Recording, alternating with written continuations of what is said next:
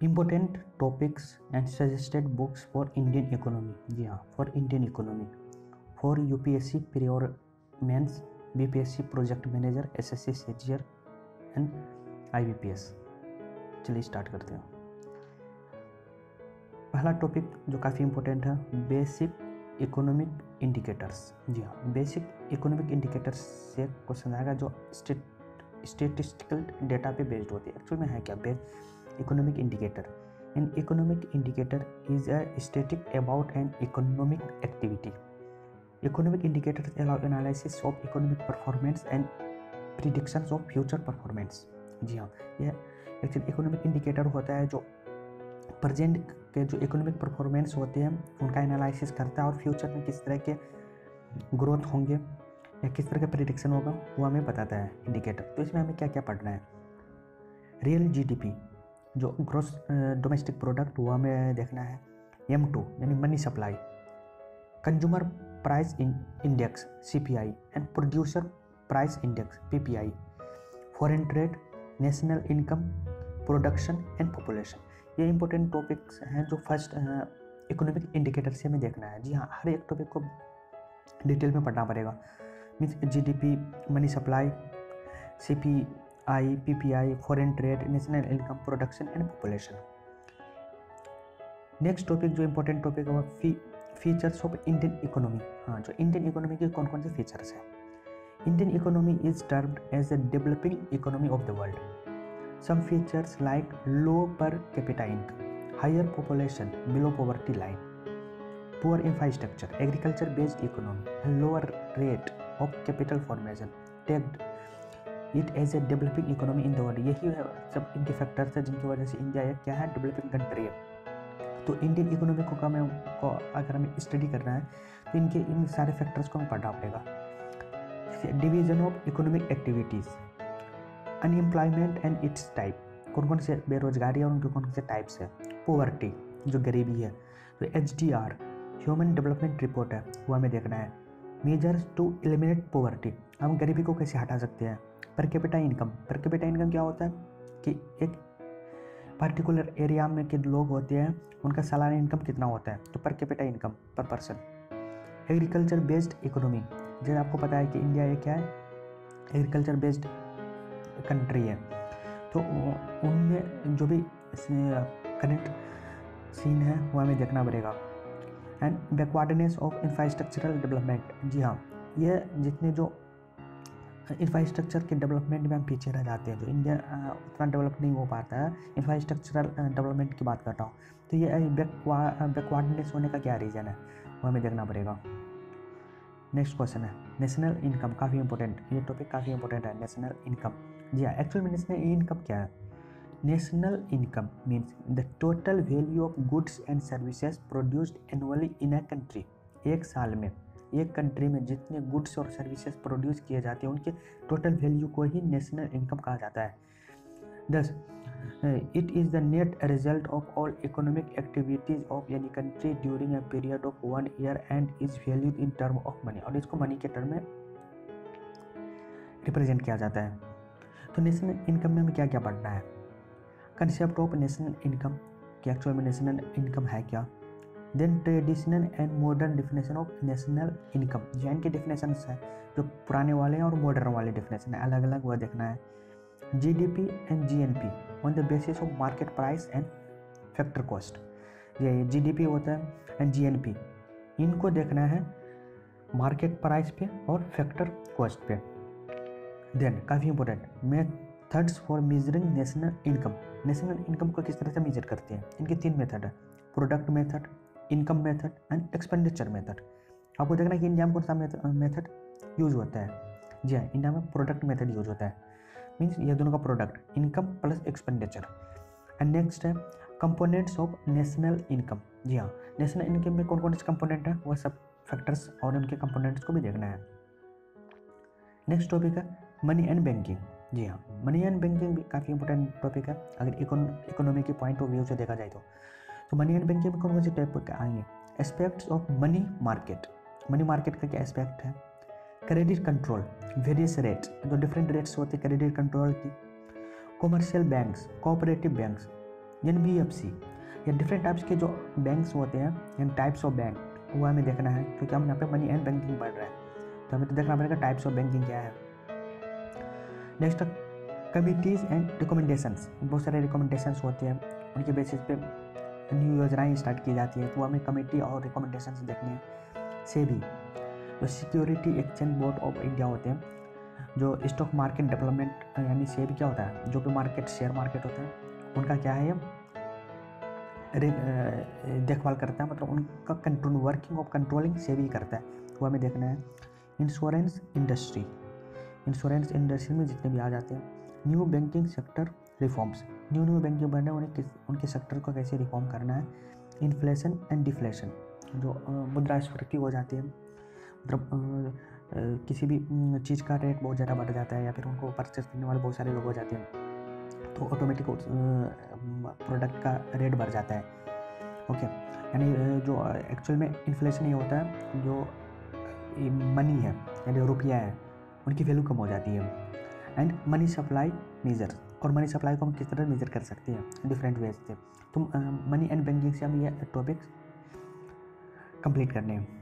Next question है, next topic देख लेते हैं। इंडियन इंडस्ट्री, हाँ यह खासकर अगर BPSC प्रोजेक्ट मैनेजर की बात करो उसमें से यह टॉपिक इंक्लूड ही है, इंडियन इंडस्ट्री। तो इंडियन इंडस्ट्री से हमें क्या क्या देखना पड़ेगा। इंडस्ट्रियल पॉलिसीज़, जी हाँ, जो इंडस्ट्रियल पॉलिसीज़ हुए थे 1948, 1956 एंड 1991, ये तीनों साल के जो इंडस्ट्रियल पॉलिसीज़ हैं उनको अच्छे से देखना है, डीपली देखना है, उनके फीचर्स और कैरेक्टरिस्टिक्स को देखना है। Next, initiatives taken by the government, सरकार ने अब तक इंडियन इंडस्ट्री को बूम करने के लिए या फिर उनको आगे बढ़ाने के लिए क्या क्या इनिशिएटिव्स लेके हैं वो देखने, योजनाएं देखनी है। स्मॉल स्केल इंडस्ट्री, जो छोटे छोटे इंडस्ट्री होती है उनकी स्टडी करनी है। वेरियस की इंडस्ट्री, जो मेजर इंडस्ट्री है उन्हें भी देखना है। Various committee and their recommendation, same यहाँ पे भी जैसे प्रीवियस स्लाइड में देख रहे थे, यहाँ पे भी जो इंडियन इंडस्ट्री के लिए कमेटीज एंड रिकमेंडेशन से वह देखनी है। इंडस्ट्रियल सिकनेस, तो भारतीय जो भी इंडस्ट्री है उसमें क्या कमजोरी है, क्या बीमारी है, वो देखना है। इन्वेस्टमेंट एंड डिसइन्वेस्टमेंट, जो पैसे लगाते हैं चाहे वो फॉरेन ट्रेड के थ्रू हो या फिर खुद यहाँ पे भी अपनी कंट्री में भी रह के लोग किसी कंपनी में पैसे लगाते हैं यानी इन्वेस्टमेंट करते हैं, और फिर उनका डिसइन्वेस्टमेंट, इनके मेथड क्या होते हैं और किस तरह से इन्वेस्टमेंट और डिसइन्वेस्टमेंट कर सकते हैं, ये भी देखना है। नेक्स्ट है private sector engagement, PSC policy, हाँ जो प्राइवेट सेक्टर किस तरह से एंगेजमेंट होते हैं अपनी इंडस्ट्री को सेटअप करने के लिए, उनके पॉलिसीज़ को देखने हैं। एंड इंडस्ट्रियल फाइनेंस, और अगर कोई इंडस्ट्री लगाना चाह रहा है तो उन्हें किस तरह के फाइनेंस मुहैया होते हैं, ये भी हमें देखना है।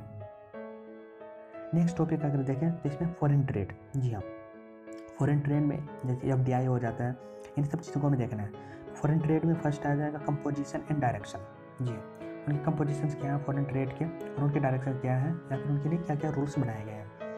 EXIM policy and other acts, EXIM policy and other acts ये इंपॉर्टेंट टॉपिक है। Foreign trade improvement measure taken, foreign trade को इम्प्रूव करने के लिए कौन कौन से मेजर्स लिए गए हैं गवर्नमेंट के थ्रू से, कौन कौन से इनिशिएटिव लिए गए हैं फॉरेन ट्रेड को इम्प्रूव करने के लिए, वो भी देखना है। वर्ल्ड ट्रेड ऑर्गेनाइजेशन, जी हाँ WTO वर्ल्ड ट्रेड ऑर्गेनाइजेशन, मैंने सारे जो इंपॉर्टेंट इकोनॉमी से रिलेटेड ऑर्गेनाइजेशंस हैं 10 ऑर्गेनाइजेशन, उनके लिए मैंने एक सेपरेट वीडियो बना दिया है, आप चाहे तो उन्हें देख सकते हो अच्छे से। नेक्स्ट है BOP बैलेंस ऑफ पेमेंट, जी हाँ फॉरेन ट्रेड में यह टॉपिक आपको जरूर देखना है, balance of payment. And next है फॉरेन डायरेक्ट इन्वेस्टमेंट FDI, जी हाँ अगर आप फॉरेन ट्रेड पढ़ रहे हो तो आपको जरूर FDI के बारे में पता होनी चाहिए। इनमें नेक्स्ट टॉपिक अगर हम डिस्कस करें वो इंटरनेशनल ऑर्गेनाइजेशन, जी हाँ जो मैं अभी WTO के बारे में बता रहा था, वर्ल्ड इंटरनेशनल ऑर्गेनाइजेशंस, तो इनमें बहुत सारे ऑर्गेनाइजेशंस यानी 10 ऑर्गेनाइजेशन मैंने सेपरेटली वीडियो बना दिया है, आप उन्हें देख लें, उनकी स्थापना कब हुई थी, उनकी हेडक्वार्टर्स क्या है और क्या करती है, इन वीडियो के बारे में बता दिया था। उनसे उन 10 ऑर्गेनाइजेशन से रिलेटेड MCQ में लाने वाला हूँ बहुत जल्द। तो इंटरनेशनल ऑर्गेनाइजेशन आपको क्या क्या देखना है, different international organization for the world economy, या वर्ल्ड इकोनॉमी के लिए जितने भी डिफरेंट ऑर्गेनाइजेशन है वो देखनी है, साथ साथ डेवलपमेंट एंड एम्प्लॉयमेंट प्रोग्राम्स, तो वह जो ऑर्गेनाइजेशन से वो क्या करती है, वो किस तरह से डेवलपमेंट में हमें हेल्प करती है, और साथ साथ वो एम्प्लॉयमेंट के लिए क्या प्रोग्राम इनिशिएट करती है, स्टार्ट करती है रोजगार के लिए। तो ये भी देखना है। Next topic agriculture. जी हाँ, आपको पता है कि इंडिया क्या है, एक कृषि बेस्ड कंट्री है। जी हाँ, एग्रीकल्चर बेस्ड कंट्री है एग्रीकल्चर। तो इससे क्वेश्चन तो ऑब्वियस है कि बहुत सारे क्वेश्चन होते ही हैं अगर इकोनॉमी की बात करें, राइट। फर्स्ट है importance of agriculture in Indian economy. वही है, क्या इतना इम्पोर्टेंस है, क्या क्या इम्पोर्टेंस है एग्रीकल्चर का इंडियन इकोनॉमी में, वो देखना है। Next different crops and their seasons. यहाँ पे अलग अलग फसलें उगाई जाती है और उनके लिए कौन कौन से सीजन्स होते हैं वह देखना है। एग्रीकल्चरल क्रेडिट एजेंसीज, जो क्रेडिट एजेंसीज होती हैं जो लोन वगैरह देती है एग्रीकल्चरल लोन वगैरह, कौन कौन सी एजेंसी है, नाबार्ड, आरआरबीज, ये अब बाकी और भी सारे हैं, वो हमें अच्छे से देखना है। किसान क्रेडिट स्कीम, जी हाँ, किसान की हेल्प के लिए जो क्रेडिट स्कीम बनाई जाती हैं वो हमें देखना है। लैंड रिफॉर्म्स, काफ़ी इंपॉर्टेंट, काफ़ी वेरी इंपॉर्टेंट, लैंड रिफॉर्म्स ज़रूर देखना है।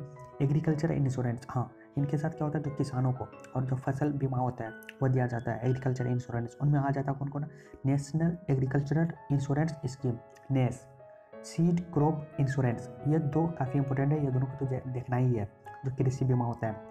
नेक्स्ट है green, yellow, white, blue revolution. ये रिवोल्यूशन क्यों हुआ था और ये रिवोल्यूशन किससे रिलेटेड है, किसने कराया था, इन सब चीज़ को बहुत डीपली पढ़ना होगा। इरिगेशन प्रोडक्ट, ड्रिप इरिगेशन, तो डिफरेंट टाइप्स के इरिगेशन प्रोडक्ट होते हैं, तो उसमें जैसे ड्रिप इरिगेशंस और भी बहुत सारे इरिगेशन होते हैं, टाइप्स ऑफ इरिगेशन होते हैं, और उनके लिए उनको ये करने के लिए, सही करने के लिए सरकार ने कौन कौन से इनिशिएटिव लिए और क्या क्या डिफरेंट मॉडर्न ये मेथड यूज किए जा रहे हैं इरिगेशन की, वो भी हमें अच्छे से देखना है। डेवलपमेंट मेजर्स, तो एग्रीकल्चर काफ़ी इंपॉर्टेंट टॉपिक रहने वाला, काफ़ी क्वेश्चन आएंगे, तो इस टॉपिक को आप मिस ना करें और कंप्लीटली इनको रीड करें। नेक्स्ट टॉपिक है पब्लिक फाइनेंस। जी हाँ, पब्लिक फाइनेंस से क्या क्या आपको टॉपिक कंप्लीट कवर करना है। फाइनेंस कमीशन, जी हाँ, यह इंडियन गवर्नमेंट के जो फाइनेंस कमीशन है उनके बारे में डिस्कस कर रहे हैं पब्लिक फाइनेंस में।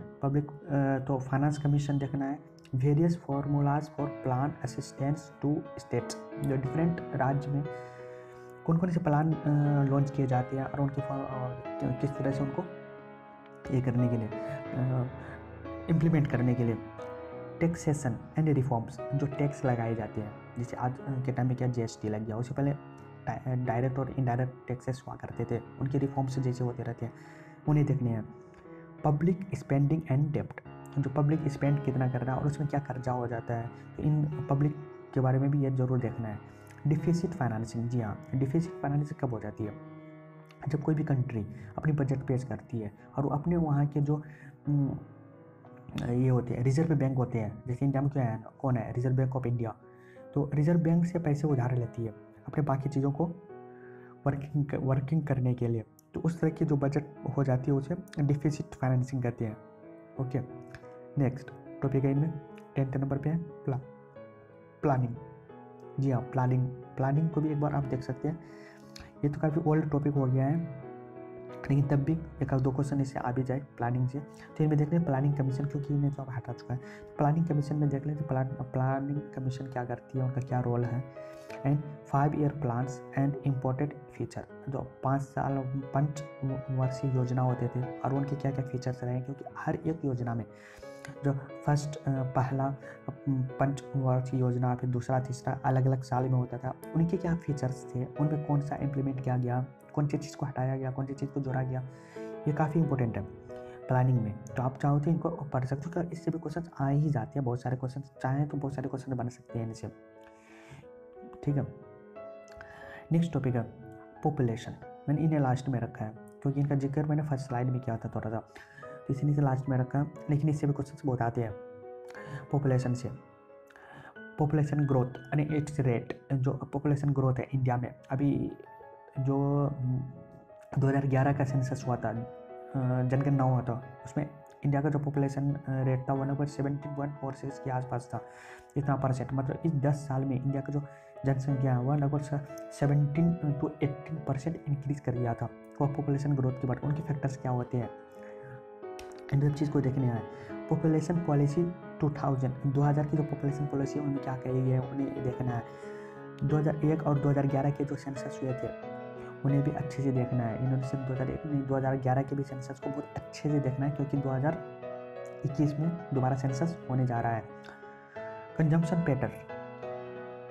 पैटर्न वो किस तरह से हो रहा है, उनके पैटर्न कंजम्पशन किसी भी कमोडिटी को कंज्यूम करने का वो देखना है। एनर्जी कंजम्पशन, वह एनर्जी है, रिसोर्सेज उन्हें किस तरह से कंज्यूम कर रही है, कौन पॉपुलेशन, गाँव में कितना हो रहा है, शहरों में कितना हो रहा है, वेरिएशन क्या हो रहा है, उन सब चीज़ को देखना है। सोर्सेस ऑफ एनर्जी, इसके साथ साथ एनर्जी के कौन कौन से सोर्सेस हैं, renewable and non renewable sources of energy, इन सब चीज़ों को देखना है। एंड वेरियस प्रोग्राम्स, गवर्नमेंट के थ्रू इनिशिएट किए गए डिफरेंट प्रोग्राम जो पॉपुलेशन ग्रोथ या फिर उनके वेलनेस के लिए बनाए गए हैं, उन सब चीज़ों को देखना है। आप कुछ बुक्स देख रहे थे जहाँ से आप इकोनॉमिक्स के इन सारे टॉपिक्स को बहुत अच्छे से पढ़ सकते हो, तो कुछ सजेस्टेड बुक्स यहाँ पे कर रहा हूँ। पहली बात तो आपको NCERT की जो टेक्स्ट बुक होते हैं 10, 11 और 12, ये तो बहुत अच्छे से पढ़ना ही है, इन्हें स्किप नहीं कर सकते आप। बेसिक्स यहीं से आते हैं और सारे बेसिक्स यहीं के ही हैं। तो NCERT टेक्स्ट बुक जो क्लास 10th, 11th और 12 के लिए वो तो आपको पढ़ना ही है। साथ साथ इंडियन इकोनॉमी की बुक में आप रमेश सिंह या फिर संजीव वर्मा, ये दोनों में से किसी एक के बुक को बहुत अच्छे से डीपली रीड करें। इनके अलावा मिनिस्ट्री के जो वेबसाइट्स हैं जैसे वाटर, पावर, फाइनेंस और डिफरेंट वेबसाइट्स हैं, उनको हमेशा विजिट करते रहे, क्योंकि कोई भी स्कीम होती है सबसे पहले वहीं आपको इनकी इन्फॉर्मेशन मिलेंगे। तो आपको बुक में ये सारी इन्फॉर्मेशन मिल रही है क्योंकि इसमें आउटडेटेड डेटा होते हैं, लेकिन आपको अपडेटेड डेटा के लिए आपको वेबसाइट्स पे जाना ही पड़ेगा। इनके अलावा इकोनॉमिक सर्वे होते हैं, अभी भी हुआ था, वह देखना है आपको इकोनॉमिक सर्वे। एंड साथ साथ बजट, जो हर साल बजट पेश होती है, अभी फरवरी में बजट पेश हुआ था, वह देखना है budget. Then administrative reforms commission ARC report, जो ARC एडमिनिस्ट्रेटिव रिफॉर्म्स कमीशन के जो रिपोर्ट आते हैं वो देखना है आपको। ये सारी चीज़ आपको ऑनलाइन अवेलेबल मिलेगा। Now press information bureau PIB, काफ़ी इंपॉर्टेंट ये वेबसाइट है, या फिर काफ़ी इंफॉर्मेशन यहाँ से आपको मिलता रहेगा। प्रेस इंफॉर्मेशन ब्यूरो ये हमेशा आपको विजिट करना है, PIB। देन न्यूज़पेपर, जी हाँ, न्यूज़पेपर को आप नहीं छोड़ सकते अगर आप इकोनॉमी या फिर इकोनॉमिक्स के स्टूडेंट हैं तो, या इकोनॉमी को पढ़ना चाहते हैं या फिर लेटेस्ट जानकारी रखना चाहते हैं, तो न्यूज़पेपर में भी कौन सा, तो आप ऑनलाइन भी चाहे तो देख सकते हो। ऐसे इंडिया टाइम्स के जो इकोनॉमिक्स टाइम्स होते हैं वह भी देख सकते हो। इनके लिए मैंने यहाँ पे लिंक दिया है ऑनलाइन के लिए, economictimes.indiatimes.com, जो हाँ, इन पे जाके आप काफ़ी इकोनॉमी के बारे में पढ़ सकते हो। काफ़ी इंपॉर्टेंट इन्फॉर्मेशन ये हमेशा अपडेट करते रहता है। ठीक है दोस्तों, ये सारे मैंने इम्पोर्टेंट बुक्स और इनके टॉपिक्स बता दिए हैं। इनके अलावा आपका कोई भी क्वेरी रहे या कोई भी क्वेश्चन हो आपके माइंड में तो आप ज़रूर पूछिए। अगर कोई भी टॉपिक इसमें मिस हो गया तो प्लीज़ आप मुझे ज़रूर बताएं, ठीक है, क्योंकि मैंने ये सारे टॉपिक्स प्रीवियस एग्ज़ाम के पैटर्न को देखते हुए तैयार किया है और डिफरेंट रिसोर्सेज से इनको तैयार किया गया है। ठीक है, अगर आपको वीडियो पसंद आए तो इन्हें लाइक और शेयर करें। जी हाँ, और कहा स्पेशली ये वीडियो जो BPSC प्रोजेक्ट मैनेजर का एग्जाम होने वाला है उनके लिए था, और साथ साथ आप UPSC जो प्री और मेंस के लिए तैयारी कर रहे हैं उनके तो है ही ऑटोमेटिकली, क्योंकि ये सारे टॉपिक्स वहाँ पे भी कवर होने वाले हैं। ठीक है दोस्तों, आप वीडियो को सब्सक्राइब कर लें, चैनल को सब्सक्राइब कर लें, वीडियो को लाइक और शेयर कर लें दोस्तों। ठीक है, चैनल को सब्सक्राइब करने से यह फ़ायदा होगा कि इस तरह की वीडियोज़ मैं फिर लाने वाला हूँ जो इंडियन इकोनॉमी से रिलेटेड होगा। ठीक है, okay, thank you so much.